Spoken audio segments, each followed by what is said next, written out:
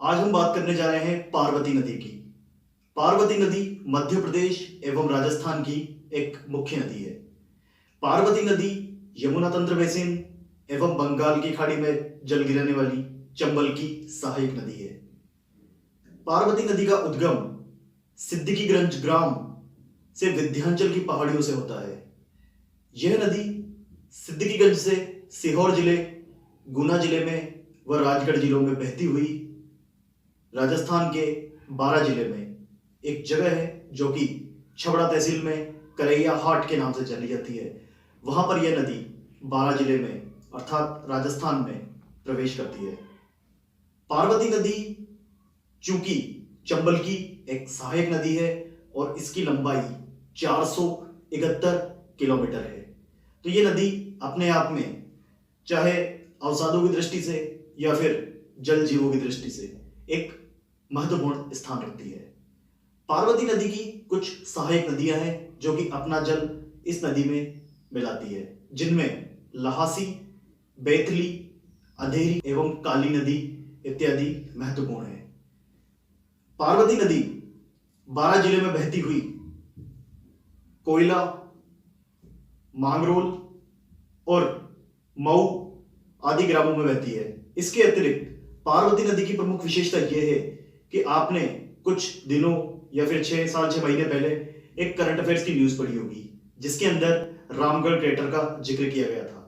रामगढ़ एक जगह है, एक गांव है, वहां पर एक क्रेटर है जो कि काफी हजारों वर्ष पुराना है और उसके पास में ही एक ऐसी जगह है जो कि एक ऐतिहासिक महत्व रखती है और उसका नाम है भंडदेवरा।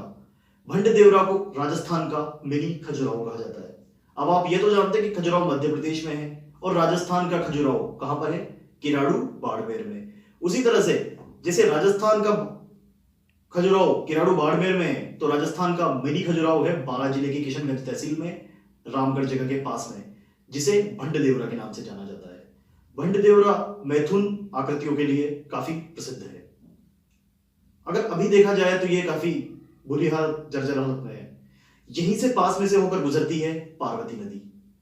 पार्वती नदी की एक अन्य सहायक नदी भी है जिसे बाणगंगा के नाम से जाना जाता है। चूंकि ये एक छोटी नदी है, यह मांगरोल में बहती है। पार्वती नदी मांगरोल से आगे बहती हुई इटावा खातौली से होते हुए यह अपना जल चंबल नदी में सवाई माधोपुर के पास में एक जगह है जिसे पालिया के नाम से जाना जाता है, वहां पर यह अपना जल चंबल नदी में मिला देती है। अब अगर हम पार्वती नदी पर बने डैम की बात करें तो इसमें रामगढ़ डैम महत्वपूर्ण है। पार्वती नदी के बारे में यह भी कहा जाता है, चूंकि ये एक किंवदंती है, कि कालिदास जी ने एक ग्रंथ लिखा था जिसका नाम था मेघदूत। उस मेघदूत में एक नदी का जिक्र किया गया है जिसे निर्विंध्या कहा गया है।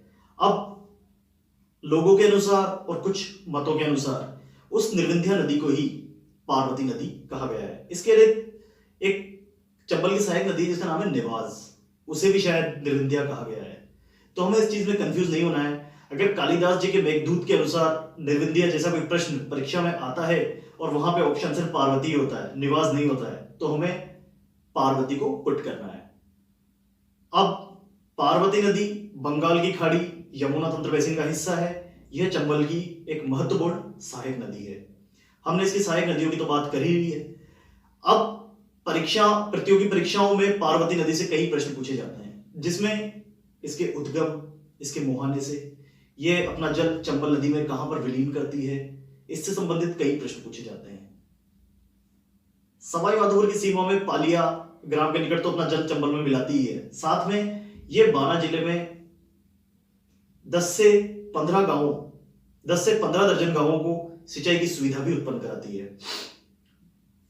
1853 करोड़ की लागत से पार्वती नदी पर एक रेसई गांव है मध्य प्रदेश में, वहां पर एक सिंचाई योजना बनाई जा रही है जिससे ये आसपास के क्षेत्रों में कुशल एवं उपयोगी सिंचाई व्यवस्था उपलब्ध करा सकेगी।